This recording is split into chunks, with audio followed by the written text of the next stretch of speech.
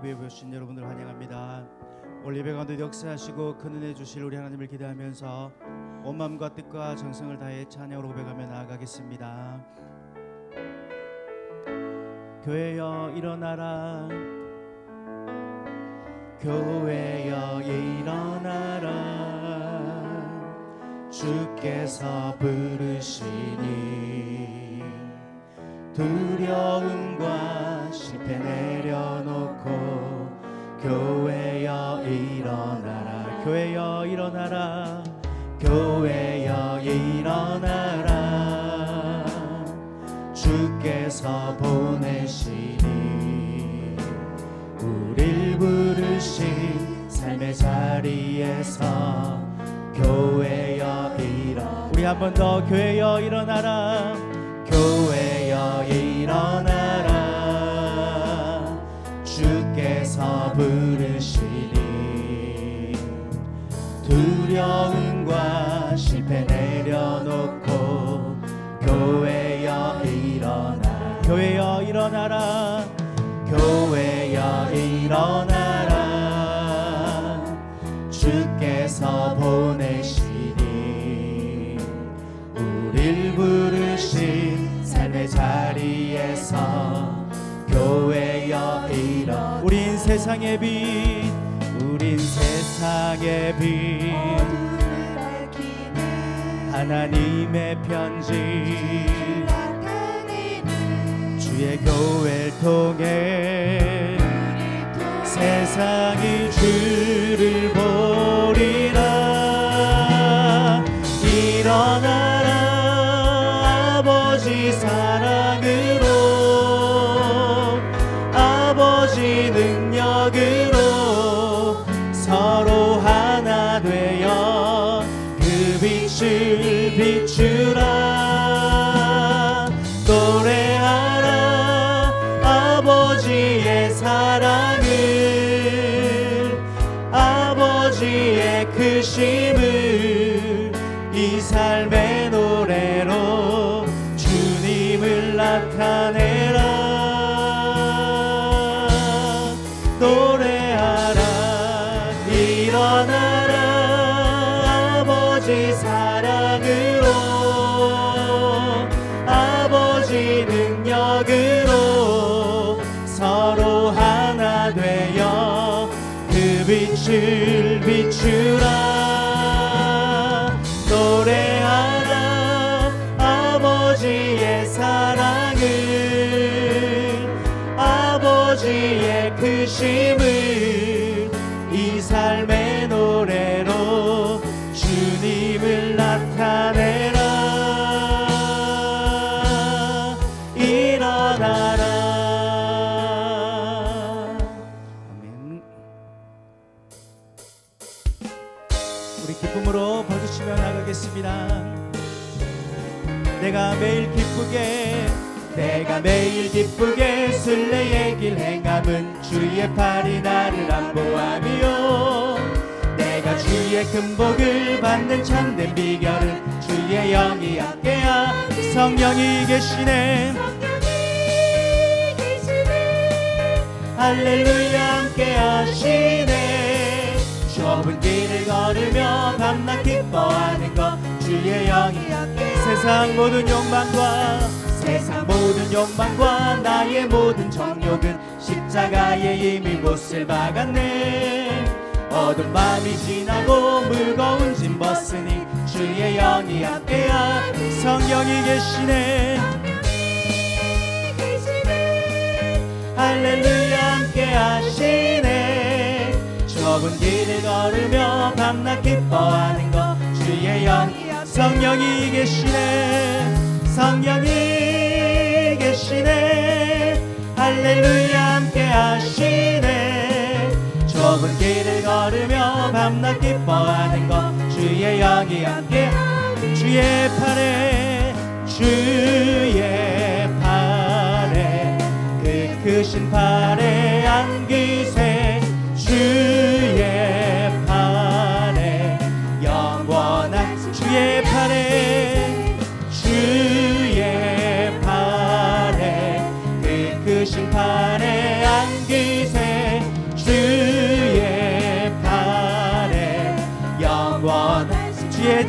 친절한 팔에 안기세 주의 친절한 팔에 안기세 우리 마음이 평안하리니 항상 기쁘고 복이 되겠네 영원하신 팔에 안기세 주의 팔에 그 크신 팔에 안기세 주의 팔에 영원한 주의 보좌로 나아갈 때에 주의 보좌로 나아갈 때에 기뻐 찬미 소리 외치고 겁과 두려움 없어지리니 영원하신 팔에 안기세 주의 팔에 그 크신 팔에 안기세 주의 팔에 영원하신 팔에 안기세 우리 주님의 이름을 높여드립니다. 하나님은 우리의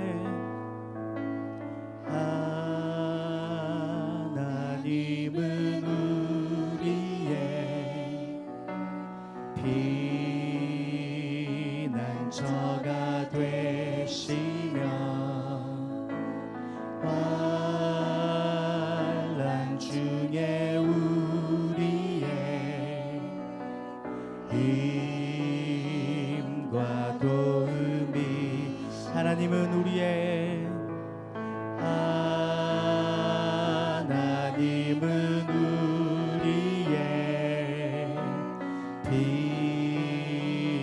피난처가 되시며 환난 중에 우리의 힘과 도움이시 너희는 가만히 있어 너희는 가만히 있어 주가 하나님 되말지어다 열반과 세계 가운데 주가 높임을 받 사랑합니다 내 아버지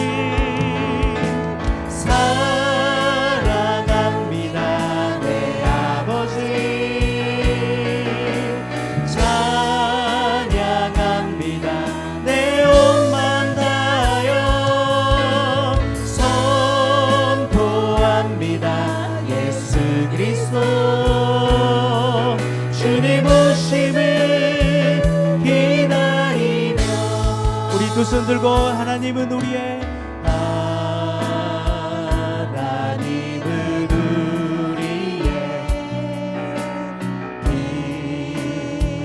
피난처가 되시며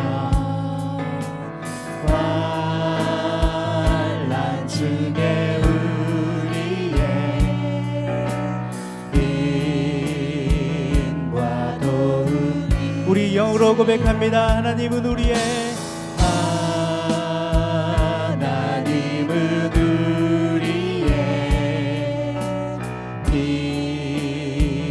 피난처가 되시며 환난 중에 우리의 힘과 도움이시라 너희는 가만히 있어 너희는 가만히 있어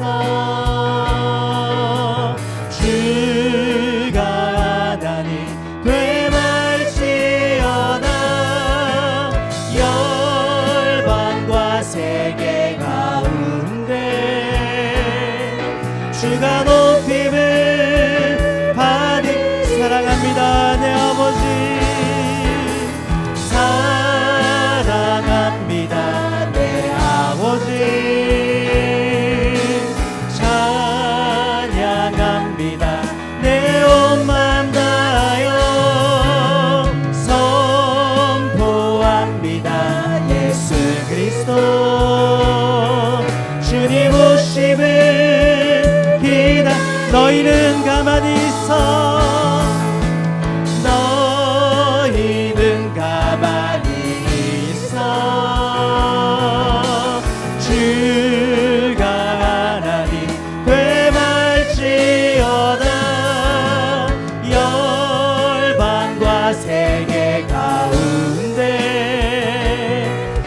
예수가 높임을 받으 예수 산을 옮기시는 예수 산을 옮기시는 내주는 능력의 주 그는 구원의 주 아멘 원한 구원의 창조자 사망을 이기시고 예수 부활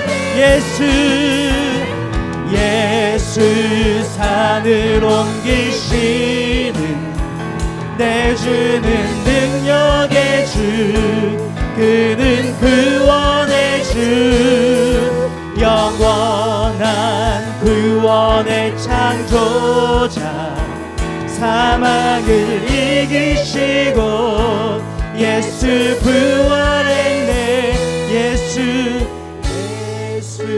산을 옮기시는 내주는 능력의 주 그는 구원의 주 영원한 구원의 창조자 사망을 이기시고 예수 부활했네. 우리 거룩한 성일 오늘도 영으로 진리로 하나님을 예배하기 원합니다. 주의 성령께서 이 자리에 함께 하시면서 역사하실 줄로 믿습니다. 우리 하늘의 문 여서서 고백하며 주일 2부 예배 하나님께 올려드리겠습니다. 하늘의 문을 여소서 이곳을 주목하소서 주를 향한 노래가 꺼지지 않으니 하늘을 열고 보소서 아멘. 이곳에 임재하소서 이곳에 임재하소서 주님을 기다립니다 기도의 향기가 하늘에 닿으니 주여 임재하여 주소서 이곳에 오셔서 이곳에 앉으소서 이곳에서 드리는 예배를 받으소서 주님의 이름만이 오직 주의 이름만 이곳에 있습니다. 하늘의 문을 여소서 하늘의 문을 여소서 이곳을 주목하소서 주를 향한 노래가 꺼지지 않으니 하늘을 열고 보소서 아멘. 우리 오른손 들고 고백하겠습니다. 이곳에 임재하소서 주님을 기다립니다 기도의 향기가 하늘에 닿으니 주여 임재하여 주소서 이곳에 오셔서 이곳에 앉으소서 이곳에서 드리는 예배를 받으소서 주님의 이름만이 오직 주의 이름만 이곳에 이곳에 오셔서 이곳에 앉으소서 이곳에서 드리는 예배를 받으소서 주님의 이름만이 오직 주의 이름만 이곳에 있습니다. 때를 꺾지 않으시고 꺼져가는 심주도 끄지 않으시는 사랑의 하나님, 이 시간 주님께 가까이 나아가길 원합니다. 하나님께 감사드리는 때가 너무 적고 시간조차 짧지만 탓하지 않으시고 기쁘게 받아주시기에 오늘도 미약한 정성을 부끄러워하며 성전의 문을 두드렸습니다. 드리는 예배를 받아주시고 홀로 영광 받아 주시옵소서. 말로도 다할 수 없는 놀라운 은혜를 입은 우리들은 아직도 아무런 열매 없이 주님을 가까이 하고 있습니다. 무익한 우리들을 용서하시고 최선을 다할 수 있는 믿음이 되게 하여 주옵소서. 겸손히 추수를 기다리는 들녘을 보며 우리들도 겸손히 열매를 맺기를 원합니다. 온유하고 겸손의 모범을 보이신 주님을 더욱 본받을 수 있는 이 가을이 되게 하옵소서. 주님의 말씀을 따라 무슨 일에든지 더욱 겸손하게 하옵소서. 신앙적인 교만이 있었다면 깨닫게 해주시고 우리 자신을 지나치게 신뢰할 때가 있었다면 헛된 교만을 꺾어 주시옵소서. 그는 흉하여야 하겠고 나는 새알이라고 했던 침례 요한과 같이 겸손히 주님을 높이는 삶이 되게 하여 주옵소서. 사도 바울과 같이 예수 그리스도와 십자가만을 자랑하는 삶을 살게 하옵소서. 지금 교회에서 엔스쿨과 성경 공부를 진행 중에 있습니다. 훈련을 통해 하나님을 더 알아가게 하시며 시간마다 주님을 경험하는 시간들이 되어 더 풍성해질 수 있도록 인도해 주옵소서. 이 시간 참석하지 못한 성도도 있습니다. 주의를 지키지 못한 것을 습관화되지 않게 하시며 주님을 더 간절히 찾을 수 있도록 도와주시옵소서. 말씀을 전가하시는 목사님을 기억하시고 성령의 능력으로 붙들어 주셔서 놀라운 주님의 말씀을 전가하실 수 있도록 인도하여 주옵소서. 목사님은 날마다 독수리와 같은 셈을 허락하시사 피곤치 않도록 주님의 능력으로 더딥혀 주옵소서. 말씀을 전하실 때 우리 모두가 이슬같이 내리는 주님의 은혜를 경험하는 귀하고도 복된 시간이 되게 하여 주옵소서. 예배를 주님께 의탁하오며 거룩하신 예수 그리스도의 이름으로 기도드립니다. 아멘. 할렐루야. 네, 오늘도 은혜 주실 우리 주님을 찬양합니다. 네, 주일 주제 설교를 하고 있습니다. 이 주제는 바로 성령이라는 주제로 말씀을 나누고 있습니다. 지난주는 감사절이라서 한 번 쉬었고요. 오늘 네 번째로 성령의 완전한 지배를 받으라 라는 제목으로 피차 은혜 나누기를 원합니다. 자, 우리 한번 따라합시다. 우리 하나님은 살아계십니다. 할렐루야. 네, 우리 하나님 정말 살아계셔서 우리 가운데 역사하시고 함께 하신 줄로 믿습니다. 오늘 특별히 본문 말씀을 에스겔 47장 말씀으로 정했습니다. 말씀 나누기 전에 이 에스겔 47장 말씀을 제가 몇 번 설교했나 살펴봤습니다. 2006년도에 한 번 설교한 적이 있더라고요. 제 기억에는 그 사이에 한 번도 이 본문을 설교한 적이 없는 것 같은데, 아무튼 오늘 이 말씀이 저와 여러분들에게 굉장한 하나님의 축복의 말씀이 될 수 있었으면 좋겠습니다. 예수님을 믿는 사람들에게 하나님께서 성령을 선물로 주십니다. 예수 믿는 사람들의 마음속에는 이미 다 성령님이 들어와 계십니다. 우리 안에 내면의 많은 변화를 이끌어 가시고, 그리고 그 이후에도 계속해서 성령으로 기름 부으시는데, 외적인 성령의 충만한 역사를 통해서 우리가 많은 신령한 은혜들과 기적들을 경험할 수 있습니다. 우리가 할 수만 있다면 이 두 가지 성령의 양면의 사역들을 경험하면서 충만한 은혜들을 경험하셔야 됩니다.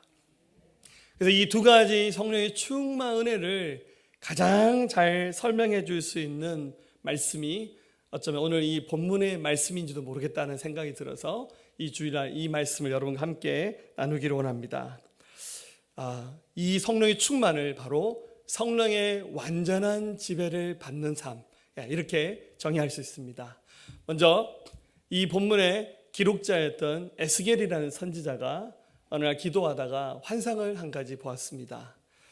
솔로몬 성전을 하나님께서 보게 하셨던 것 같습니다. 에스겔은 여러분 아시겠지만 이미 자기의 나라 이스라엘이 망하고 난 다음에 바벨론에서 포로 생활을 하고 있었습니다. 아마 그때 이미 솔로몬 성전은 무너져서 이 지상에 존재하지 않았어요. 잃어버린 성전을 생각할 때 얼마나 마음이 아팠겠습니까? 그런데 하나님이 기도하는데 환상을 보여주시면서 그 무너졌던 솔로몬 성전의 그 모양을 하나님께서 다시 보게 하셨는데, 그 성전 입구에서 샘이 터져 나와서 강을 이루는 그런 장면을 보게 하셨어요. 아마 찾아보면 이런 장면과 좀 비슷할 것 같아요. 성전 입구에서 쫄쫄 시냇물 같은 샘이 시작돼서 점점점 강폭이 넓어지는 큰 강이 돼서 흐르는 굉장히 묘한 장면을 하나님께서 보게 하셨습니다. 그래서 여기 나오는 이 폭이 깊어지고 깊이가 깊어진 이 강의 얘기는 성령 충만한, 성령의 완전한 지배를 받는 삶이 어떤 것인가를 잘 보여주는 그런 하나님의 메시지였습니다.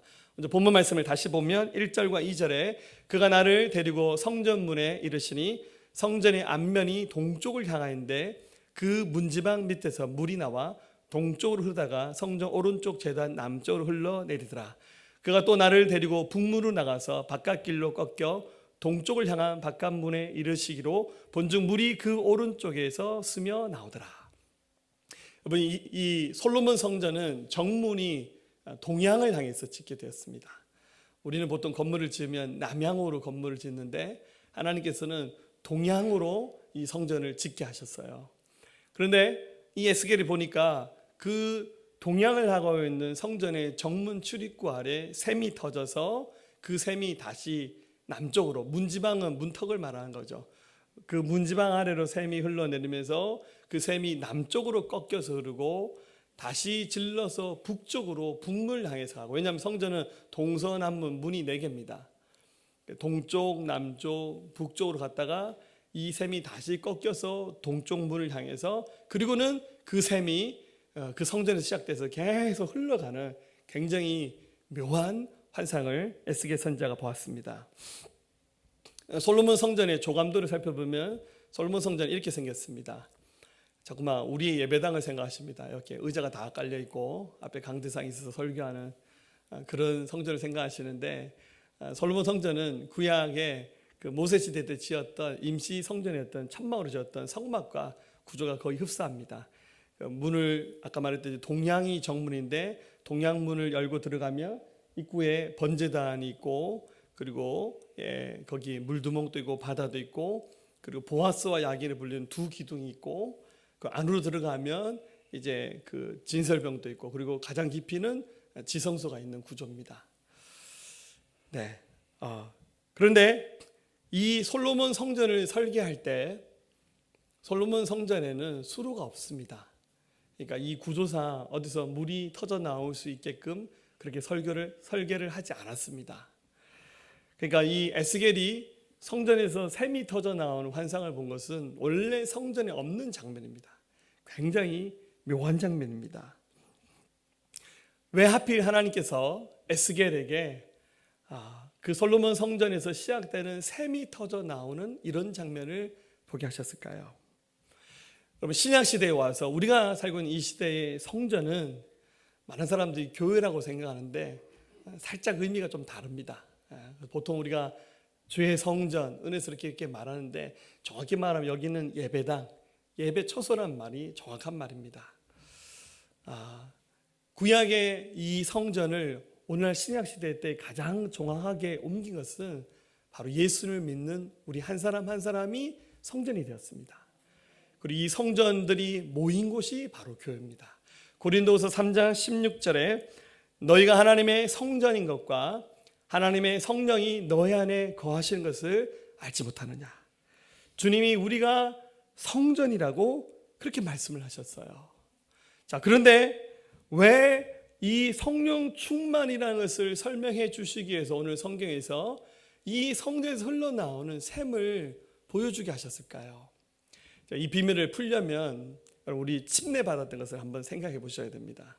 우리는 또 침례 교회니까 이 세례의식도 하지만 저희는 오리지널 방식대로, 예수님도 우리와 똑같은 방식으로 침례를 받으셨어요. 이렇게 바다든 강이든 깨끗한 물가에 가서 물 침례를 받습니다. 자, 우리 서우정 집사님을 선택했습니다. 본인한테 미리 얘기하지 않고 저렇게 합니다. 이게 적어도 허리 이상이 되는 깊이 있는 물에 들어가서 물속에 한번 푹 들어갔다 나옵니다. 평생 한 번 받는 겁니다. 얼마나 감사하고 은혜스러운 순간이죠. 이 물침례는 물속에도 한번 흠뻑하게 젖었다 나오는 방식으로 이 의식을 행합니다. 그런데 사도행전 1장 5절에서 예수님이 승천하시면서 이렇게 말씀을 주셨습니다. 요한은 물로 침례를 베풀었으나, 다 알죠, 물 침례를 받았으니까, 너희는 몇 날이 못되어 성령으로 침례를 받으리라 하셨느냐. 제자들이 물 침례는 받아봤으니까 다 기억하죠. 요단강에서 주로 제자들은 받았거든. 물속에 한 번 들어갔다 나왔잖아요. 물을 한 바지 뒤집어 씌운 거죠. 그런데 승천하시면서 하신 말씀이 몇 날이 되지 못해서 너희는 성령으로 침례를 받을 것이다 라고 이렇게 말씀을 하셨어요. 한 번도 경험해보지 못한 말씀이니까 도대체 성령으로 침례를 받는다는 말이 뭔가. 사실은 성령 침례라는 말과 성령 충만이라는 말은 다르지 않는 말입니다. 성경을 기록한 사람들마다 고유한 말버릇이 있거든요. 누가는 성령 충만이라는 말을 좀 좋아해서 누가복음이나 사도행전에서는 성령 충만이라는 말이 굉장히 많이 나오고요. 다른 또 성경 기록했던 사람은 성령 침례라는 말을 많이 썼습니다. 즉, 여러분들 바깥에서부터 물이 이렇게 부어져서 침례를 받듯이 바깥에서부터 위로부터 성령이 나를 감싸시는데 어느 한 구석이나 한 부분에만 성령이 부어지는 것이 아니라 내 몸과 영혼 전체에 성령이 정말 폭포수처럼 부어져서 성령이 지배되고 잠기게 되는 상태를 바로 성령 충만이다 라고 이렇게 말합니다. 나의 힘이 아닌 위로부터 충만하게 부어지는 것을 바로 성령 침례, 성령 충만이라고 말합니다. 자, 오늘 이 본문에 나오는 에스겔이 봤던 환상은 성령 충만이 무엇인지를 굉장히 잘 보여주는 말씀입니다. 자, 여기서 우리가 몇 가지를 생각하겠습니다. 첫 번째는 성령 충만을 위해서 우리 하나님께서 믿음을 측량하신다는 겁니다. 자, 에스겔이 환상을 봤는데 성전 동편 정문에서 샘이 터져 나와서 이렇게 막 흘러가는데 갑자기 한 사람을 봤는데 가만 보니까 이 사람은 천사입니다. 천사가 손에 무언가를 들고 있었습니다. 그것이 바로 뭐였냐면 줄자였습니다. 현대식 줄자입니다. 근데 그때 당시 줄자는 이렇게 아마 끈으로 만들었겠죠. 밧줄 같은 거 가지고 길을 재는 줄자를 손에 들고 있는 장면을 봤어요. 그러면서 천사가 그 성전에서 흘러나오는 물줄기를 따라 걸어가면서 물의 길이를 재기 시작했습니다. 말씀 보면 3절, 4절, 5절 그 사람이 손에 줄을 잡고 줄자를 말합니다. 동쪽으로 나아가며 천척을 측량한 후 내게 그 물을 건너게 하시니 물이 발목에 오르더니 다시 천척을 측량하고 내게 물을 건너게 하시니 물이 무릎에 오르고 다시 천척을 측량하고 내게 물을 건너게 하시니 물이 허리에 오르고 다시 천척을 측량하시니. 자, 지금 천사가 물을 길이를 4번 쟀는데 천척 단위로 4번을 재었습니다. 이게 좀 이게 말이 좀 헷갈리는 부분이 있는데요. 옛날 개역 성경은 청량하다는 말로 이렇게 번역을 했는데 그래서 제가 예전에 이 청량과 측량이 다른 줄 알았어요. 제가 어제 국어사전도 찾아봤는데 약간 성경을 번역을 잘못했는데 우리 개역 성경은 측량하다고 정확히 번역했어요. 영어로는 measure라는 단어를 쓰고 있습니다. 쟀다는 말입니다. 그러면 천척은 뭐냐? 이 한 척이란 말 우리가 쓰는 도량령이고 이 히브리 민족 당시에 썼던 이 한 척이란 말은 한 규빗을 말합니다. 한 규빗은 손끝에서 이까지입니다. 45cm를 말합니다. 정확히 말하면 45.5 정도 된다고 합니다. 자, 1000 규빗은 얼마입니까? 450m입니다. 천사가 450m 길이를 한 번 재고, 2번 재고, 3번 재고, 4번 쟀습니다. 제가 숫자에 좀 약해서 미리 계산했습니다. 4번 쟀더니 길이가 1800m. 1.8km를 천사가 걸어가면서 길이를 재면서 강 길이를 강 깊이는 안 쟀어요. 강 그 길이를 쟀어요. 1.8km를 쭉 걸어가면서 성전에 흘러나오는 그 강이 얼마나 길어진지를 살펴본 겁니다. 자, 천사가 왜 이 강의 길이를 쟀을까요?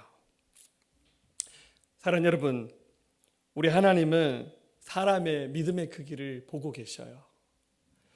우리가 믿음이라는 것이 눈에 안 보이는 데서 다 똑같지는 않아요.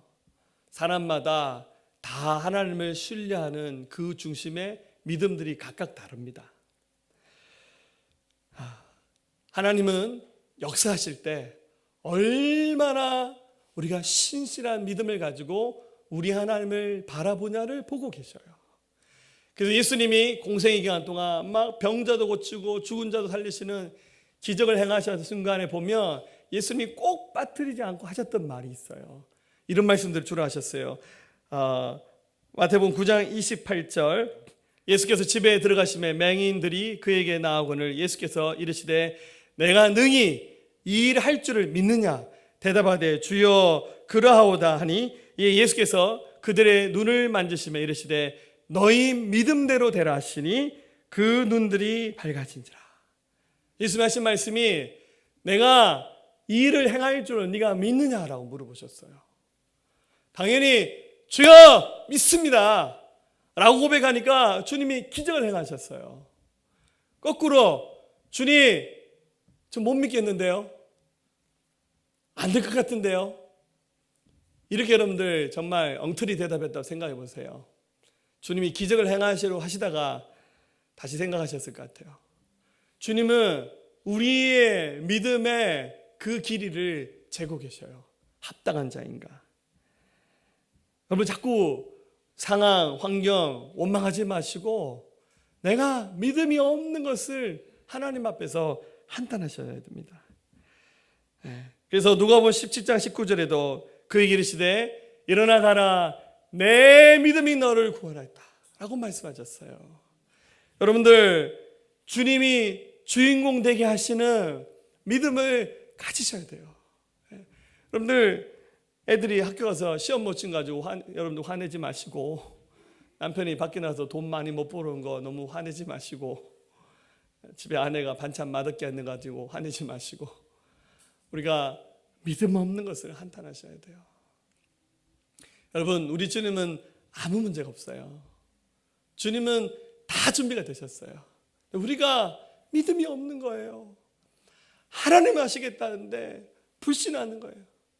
어쩌면 공동체 전체가, 교회 전체가 믿음이 없으면 이 어찌 되겠습니까? 하나님은 일하시려고 하는데 우리가 믿음이 없는 거예요. 여러분 주님이 때로는 믿음 없는 제자들 보면서 화내셨어요. 누가복음 9장 41절, 예수께서 대답하여 이르시되 믿음이 없고 패역한 세대여 내가 얼마나 너희와 함께 있으며 너에게 참으리요. 예수님이 다른 일은 화 안 내셨어요. 예수님이 믿음 없는 제자들의 모습을 보면서는 왜 이렇게 믿음이 없느냐고, 내가 언제까지 너희와 함께 해야 되겠냐고 예수님이 한탄하셨습니다. 여러분 우리에게 믿음 없음을 여러분들 한탄하시며 주여 더 큰 믿음의 은혜를 우리에게 허락해 주십시오. 하나님 앞에 간구하시기를 주의 이름으로 축원합니다. 두 번째로 우리는 성령에 완전히 지배받는 상태의 믿음으로 하나님께 나아가야 됩니다. 자, 천사가 지금 1.8km를 걸어가면서 길이를 재는데요, 길이를 잴 때마다 에스겔에게 말하기를 네가 한번 그 강에 한번 직접 들어가 봐라 라고 말합니다. 자, 4단계로 4번 재었으니까 첫 번째는 발목까지 잠기는 믿음의 상태입니다. 자, 3절 말씀 보면 내게 그 물을 건너게 하시니 물이 발목에 오르더니, 자, 성전 정문에서 시작된 물이 1000규빗 450m를 흐르는 사이에 물이 쫄쫄 시냇물 같았어요. 그래서 천사가 에스겔한테 한번 건너가 보라고, 에스겔이 가보니까 물이 겨우 발목에 찰 정도만큼의 깊이였습니다. 얼마 정도 될까요? 한 10cm, 20cm? 양말 벗고 신발만 벗으면 다 건너갈 수 있는 그런 강입니다. 강이 아니라 냇물이죠. 가재치고 고랑치고 막 딱 그 정도 수준입니다. 이건 여러분들 성령 충만이 아니라 인간 충만한 상태입니다. 하나님 말씀 듣기는 들었는데 성령이 지배받는 상태가 아니라 내 생각, 내 경험이 더 많이 드러나는 수준입니다. 특별히 마태복음 13장에 보면 네 가지 마음에 관한 밭의 비유가 나오는데 이 밭의 비유 나온 믿음과 비교하면 이 정도 믿음은 길가에 씨가 뿌려진 믿음입니다. 여러분들 길은 사람들이 다녀서 땅이 딱딱해요. 우리나라는 거의 아스팔트로 세면으로 그냥 공구리를 쳐버리잖아요. 그래서 이 길바닥에 씨를 뿌리는 것은 거의 자라지 못합니다. 너무 땅이 딱딱하니까. 그래서 말씀의 씨가 뿌려졌는데도 믿음이 안 자라는 경우입니다.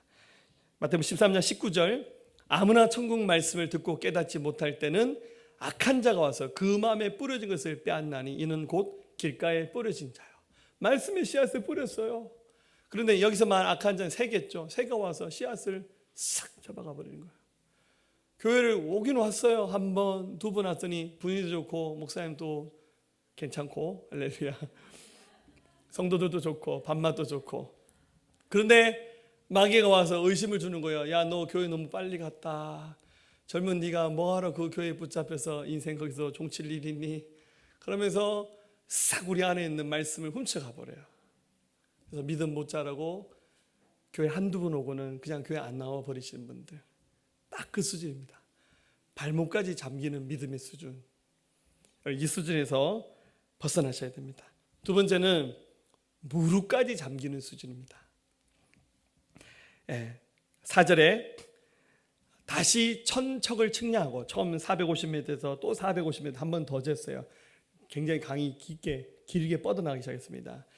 내게 물을 건너게 하시니 물이 무릎에 오르고 물 깊이가 무릎에 찰 정도입니다. 한 50cm쯤 되는 그냥 이제 애들이 겨우 물장구 칠 수 있는 수준의 깊이의 강이 되었습니다.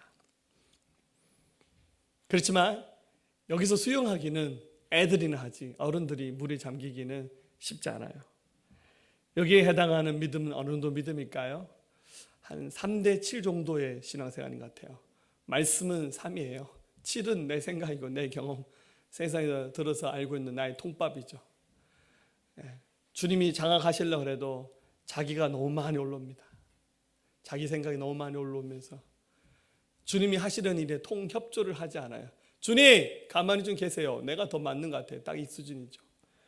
주님 사회생활 해보셨어요? 내가 더 잘합니다. 주님 계산하실 줄 알아요. 나는 정말 근해 공식도 알고 3차 방정식도 나는 풀 수 있다고 딱 말하는 그 수준이죠. 내가 더 잘합니다. 딱 그 수준이죠. 마음밭에 비유에 해당한다면 돌밭에 뿌려진 씨가 뿌려져서 그래서 흙이 있으니까 뿌리가 일단은 내려가요. 근데 돌이 너무 많아서 뿌리가 깊지 못하죠. 그러다 어떡합니까? 어려움이 생기면 믿음이 싹 날아가 버린 사람들.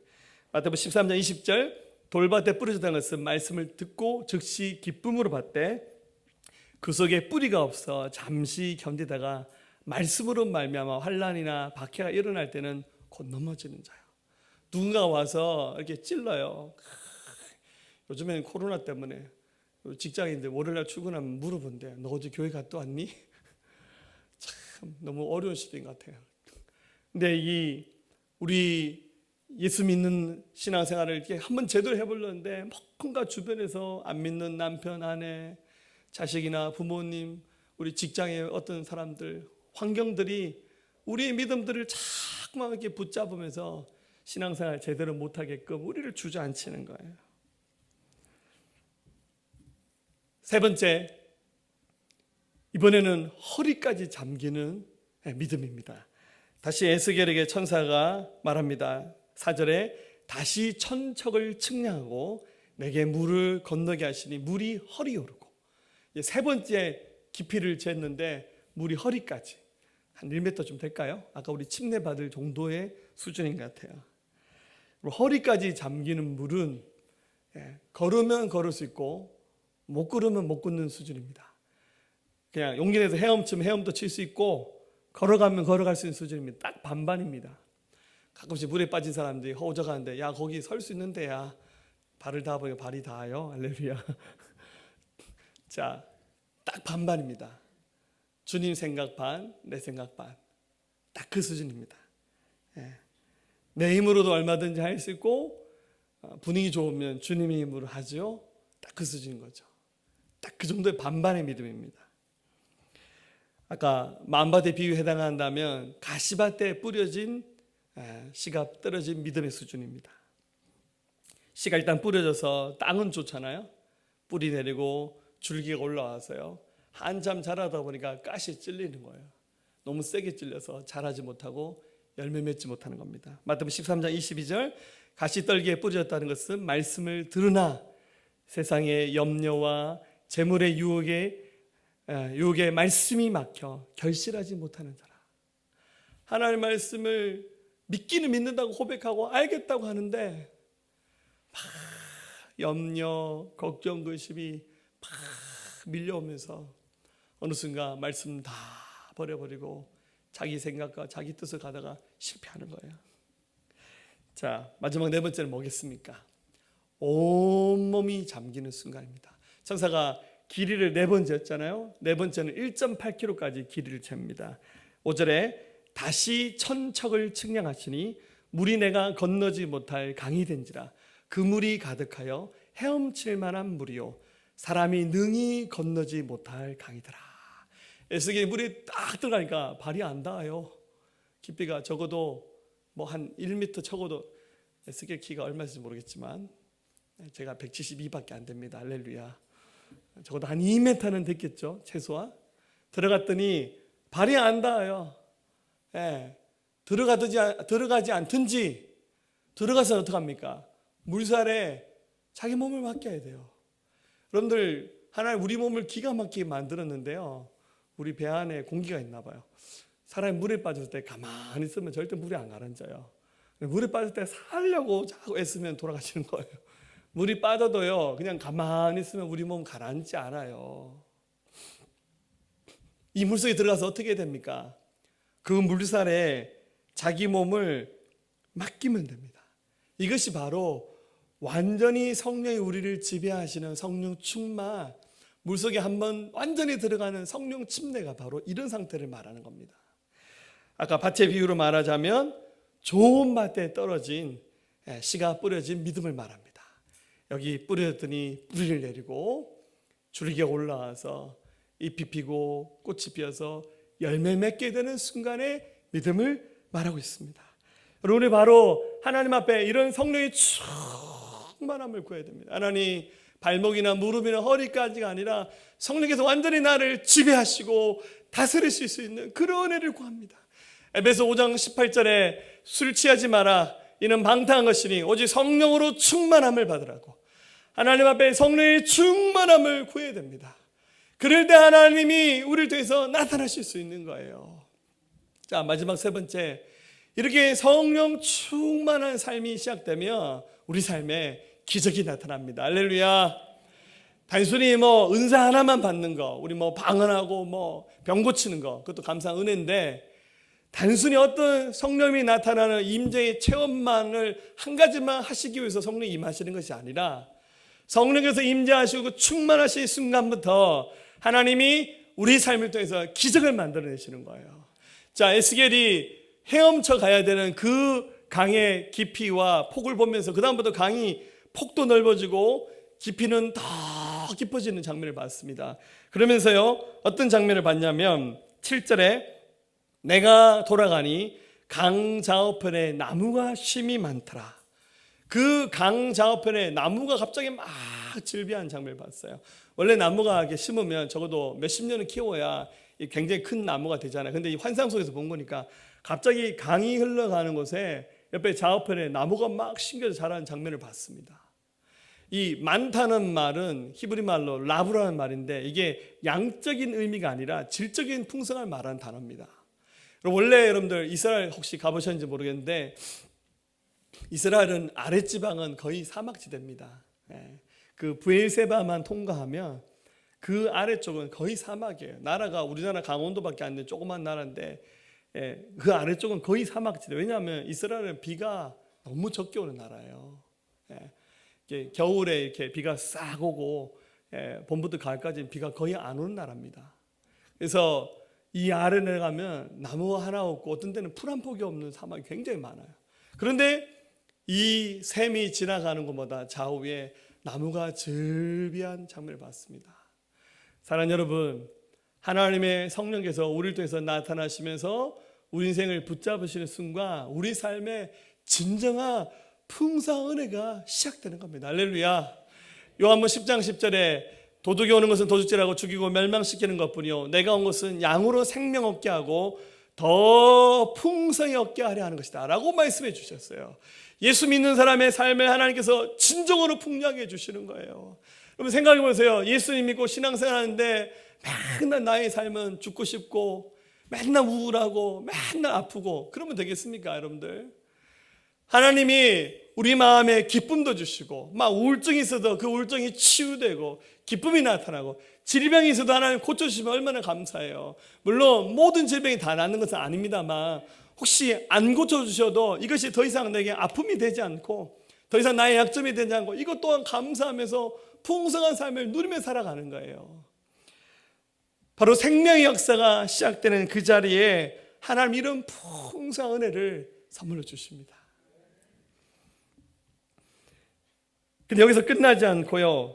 이 물이 계속 흘러가는 장면을 에스겔이 봤습니다. 나라가 적으니까 이 샘이 흘러가는 거 쭉 보면 다 보이잖아요.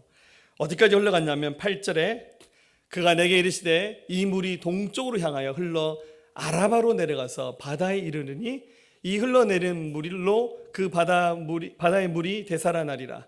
이 강물이 이르는 곳마다 번성하는 모든 생물이 살고 또 물고기가 심히 많으리니 이 물이 흘러 들어가므로 바닷물이 되살아나겠고 이 강이 흐르는 각처에 모든 것이 살 것이며 또 이 강가에 어부가 살 것이니 엔게디에서부터 에네글라임까지 금을 치는 곳이 될 것이라. 그 고기가 각기 종류를 따라 큰 바다의 고기같이 심히 많으려니와. 자, 에스겔이 이 동쪽으로 흘러가는 강을 봤어요. 어디까지 흘러가나 봤더니 아라바까지 갔어요. 여러분 아라바가 어디냐면 여러분 아시는 바다입니다. 우리가 아는 데드시 사해 바다를 말하는 겁니다. 에스겔이 강이 쭉 흘러서 이스라엘 남쪽으로 내려가면 사해 바다가 있거든요. 이 샘이 사해 바다가 연결된 것을 봤어요. 여러분들 왜 사람들이 바다 이름을 데드시 죽음의 바다로 부르겠습니까? 이 사해 바다는 굉장히 특이하게 염분의 농도가 높아요. 여러분들 바닷물 평균 염도가 3.5%잖아요. 맞죠? 네. 하나님이 기가 막히게 만들었는데 이 바다에 전 지구의 바다 염분이 거의 비슷해요. 그 염분 농도 안에 물고기가 딱 살아요. 우리는 저런 소금을 먹으면 죽잖아요. 근데 저 농도의 염분 속에서 물고기도 살고 식물도 살게끔 하나님 그렇게 만들어 놨어요.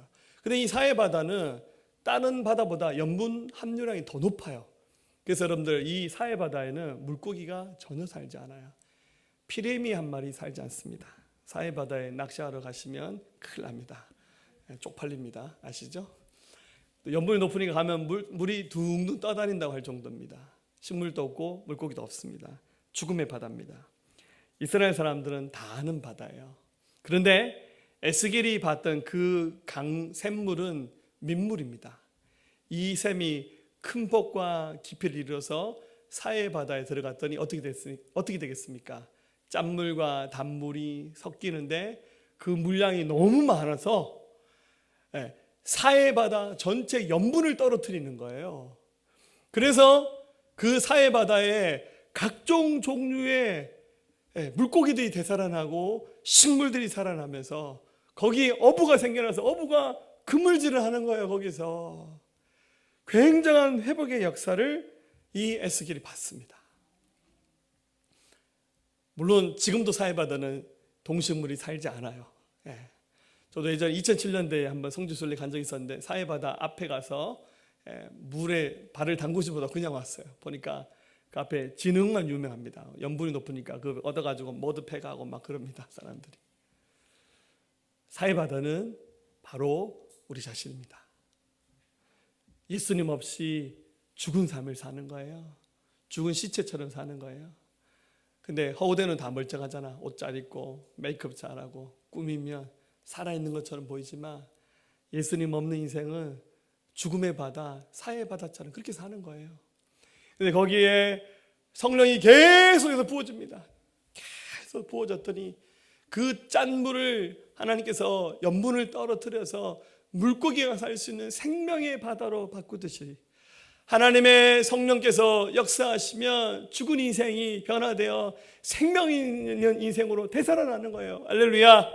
그게 바로 하나님의 성령의 역사입니다. 12절에 강 좌우가에는 각종 먹을 과실나무가 자라서 그 잎이 시들지 아니하며 열매가 끊이지 아니하고 달마다 새 열매를 맺으리니 그 잎이 성소를 통하여 나옵니다. 그 열매는 먹을 만하고 그 잎사귀는 약재료가 되리라. 이 잎사귀가 만병통치약이 되는 거예요. 좀 따서 옵시다. 할렐루야. 하나님이 막 생명의 역사를 일으키니까 성령의 기름 부음을 통해서 생명의 역사 나타나니까 우리가 가서 병든 자를 고치고 또 가난한 저주에 눌린 자를 일으켜 세우고 저주에 눌린 자를 예수 그리스도의 이름으로 해방시켜 나가는 역사가 바로 성령 충만한 하나님의 사람을 통해서 하나님이 일으키신다는 거예요. 할렐루야. 우리 바로 그런 성령의 충만함을 사모해야 돼요. 먼저 나 자신의 인생이 이게 살았다는 이름은 가졌으나 사실은 죽은 인생 살았다고 여러분들 고백되신다면 주님, 그 죽음의 바다, 사해의 바다 같은 인생이 바로 나입니다. 나부터 주님 살려주시고 나로 말미암아 내 가정 살리고 내 이웃 살리고 민족도 살리게 하여 주십시오. 하나님 앞에 구하시기를 주의 이름으로 축원합니다. 하나 유에서 볼 것은 11절에 그 짐벌과 갯벌은 되살아나지 못하고 소금 땅이 될 것이다. 문제는 그 사해 바다가 살아났는데 그 바닷가에 잊고 있었던 그 갯벌은 되살아나지 못하고 여전히 소금 땅이 될 것이라고 기록하고 있습니다. 무슨 말이냐면 그 생명의 담수를 받아들였던 사해 바다는 살아났는데 그 강줄기를 받지 않았던 땅은 여전히 죽음의 땅으로 있었다는 거예요. 아무리 하나님의 성령께서 역사하시고 하나님께서 특별 은혜 주셔도 그것을 배척하고 받아들이지 않아 그대로 있는 사람은 그 죽음의 땅 그대로 있는 거예요. 여러분, 같은 공간에서 예배해도 정말 이 말씀을 믿음으로 받아들이고 아멘하는 자에게는 하나님 은혜가 있지만 아이고 저거 다 안 믿어져, 신화 같은 얘기고 난 못 믿겠어, 그런 사람은 늘 그 자리에 머물른 채로만 살아가는 거예요. 가슴을 활짝 열고 주님, 물침내처럼 내게 강력한 성령 은혜를 내게 부어주세요 라고 구하면 하나님이 그 영혼 살리시고 그 인생도 살리시고 모두 회복하게 하시는 역사를 우리 하나님께서 만들어 가시는 겁니다. 할렐루야. 이제 우리는 하나님 앞에 성령의 충만함을 구했으면 좋겠습니다. 특별히 여러분들 마지막 말씀 나누면서 사진 한 장을 나누고 싶은데요. 이스라엘 가면 예루살렘 성전, 지금은 이제 없어졌어요. 솔로몬 성전 이후에 그 스룹바벨 성전이 지었다가 헤롯 성전 2번 더 지었다가 지금 이제 사라졌고, 지금 그 성전 터에는 그 이슬람의 그 사원이 지어져 있습니다. 황금 사원이 지어져 있는데 놀라운 것은 그 성전 아래에 비밀 수로가 있습니다. 저희가 사실은 재작년인가요? 작년이었나요? 성지순례 가려고 모여서 이렇게 교재 가지고 공부도 하고 영상도 봤는데 저도 2007년도에 그 성지순례 갔을 때 우리 가이드 하신 분이 이거 얘기는 안 해주셔서 저는 못 봤어요. 제가 알았으면 제가 기르스 가서 한번 봤을 건데, 그 성전 아래에 지하에 수로를 팔았습니다. 누가 팠냐면 히스기야 왕이 팠어요. 히스기야 왕이 BC 700년 전의 사람입니다. 그러니까 지금부터 만들어진 2700년 전에 그 성전 아래에 수로를 팠는데, 성전 지성소에서 시작해서 몇 번 꺾여서 이렇게 수로가 만드는데, 여러분 보이는 오른쪽에 저런 지하 수로가 있습니다. 이 끝은 어디냐면 실로암 연못입니다. 실로암 연못에 있는 물을 끌어다가 이 샘이 이렇게 흘러서 성전까지 가는 거예요. 이게 만들어진 2700년 됐는데 아직도 안 허물어지고 지하에 잘 보존되어 있어요. 다음에 성지순례 같이 가시면 저희 로망이 저 히스기야가 만들었던 왕의 그 수로를 한번 걸어보는 겁니다. 네, 좀 겨울에 가면 발이 얼 수도 있다는 각오하시고, 길이가 533m입니다. 꽤 긴 수로입니다. 자, 이 성지 공부하면서 히스기야 왕이 이 수로를 왜 만들었을까 한번 생각해 봤습니다. 어쩌면 오늘 이 에스겔이 봤던 환상과 딱 맞다 떨어지는 사건인 것 같아요. 성전에서 흘러나오는 그 샘물, 하나님의 품에서 흘러나오는 그 성령, 바로 우리들이 누려야 되고 받아야 됩니다. 우리가 성령 충만한 하나님의 사람이 되어서 우리가 이 땅에 나가서 이 땅에 있는 많은 사람들을 고치고 회복시키고 변화시켜 나가는 그 중심에 우리가 서야 됩니다. 우리 교회가 서야 돼요. 우리가 그 일을 감당해야 됩니다. 하나님이 충분히 하실 수 있는 능력을 주실 거예요. 그래서 하나님께 구하기를, 주님 나에게 성령의 충만함을 허락해 주셔서 이 성령의 능력 붙잡고 나가서 하나님 이 시대에 주신 소명을 이뤄갈 수 있는 하나님의 사람으로 살게 하여 주시옵소서. 우리가 함께 하나님께 구하시면서 모든 사람들이 다 성령의 충만함을 누리며 경험할 수 있기를 주의 이름으로 간절히 축원합니다. 우리 함께 찬송하시겠습니다. 주의 도를 버리고 주의 도를 버리고 헛된 금을 쫓던 우리들 거짓과 교만한 마음을 용서하여 주소서.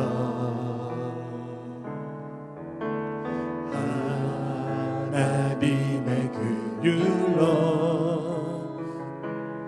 부끄러운 우리 삶을 덮어주소서. 우리의 소망 우리의 구원 주께 간구합니다. 성령의 불로 나의 마음을 태워주소서. 성령의 불로 나의 영혼 새롭게 하소서. 심한 고난을 받아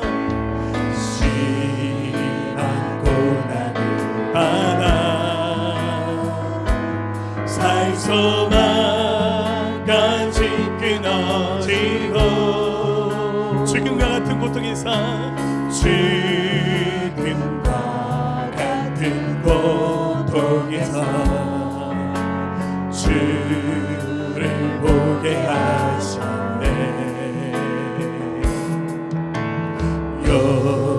용서받을 수 없는 나를 위해 십자가에 달리셔. 자, 우리 손 들고 고백하겠습니다. 주 사랑해서 그 어느 누구도 끊을 수는 없으리. 성령의 불로 성령의 불로 나의 마음을 태워주소서. 성령의 불로 나의 영혼 새롭게 나의 영혼 새롭게 하소서. 성령의 불로 내 마음을 태워주소서. 성령의 불로 나의 마음을 태워주소서. 성령의 불로 나의 영혼 새롭게 나의 영혼 새롭게 우리 다 간절하게 성령의 불로 성령의 불로 나의 마음을 태워주소서. 아멘. 성령의 불로 나의 영혼 새롭게 하소서. 아멘. 우리 한번 가슴에 손 얹겠습니다. 여러분들 아픈 데가 있으면 믿음으로 한번 손을 얹으시고, 이 자리에 없는 분이면 그 사람 생각하면서 여러분들 기도하시기 바랍니다. 기도하겠습니다. 살아계신 하나님, 우리가 살아계신 주님을 믿습니다. 하나님은 전능하십니다. 하나님 우리 안에 있는 부정적인 생각, 불신의 마음들이 떠나가게 하여 주시옵소서. 세상 사람들이 우리를 휘두릅니다. 우리의 발목과 무릎과 허리까지 우리를 완전히 잠가서 우리의 인본주의에 흔들어 놓고 있습니다. 주여, 우리가 믿음을 되찾기 원합니다. 주님, 우리의 믿음을 재실 때 불합격한 자 한 사람도 없기 원합니다. 주님 모시기에 합당한 믿음의 사람들을 일어나게 하여 주시옵소서. 우리에게 성령의 충만함을 주시옵소서. 하늘 문 열어 주시옵소서. 충만하게 역사하실 때 우리 안에 생명의 역사 나타나게 하여 주시옵소서. 우리가 발을 딛는 모든 것이 살아나게 하여 주시옵소서. 우리가 있는 모든 것이 어둠의 가자 떠나게 하시고 생명의 역사 나타나게 하여 주시옵소서. 예수 그리스도 명령한다. 우리 축복을 빼앗아가는 모든 악한 영들은 추방될지어다. 하나님을 대적하여 높아진 교만한 생각들은 무너질지어다. 미혹하는 영들은 다 추방될지어다. 연약한 질병들 예수 그리스도 명령한다. 다 치유될지어다. 영혼 육의 질병은 고쳐질지어다. 질병을 주는 다른 영들은 추방될지어다. 성령님 충만하게 하소서. 기쁨으로 충만하게 하여 주시옵소서. 주의 길을 가게 하시고 하나님 영광을 볼 수 있는 하나님의 사람들 되게 도우시고 역사하여 주시옵소서. 감사합니다. 예수님의 존귀하신 이름으로 함께 기도하였습니다. 아멘. 할렐루야.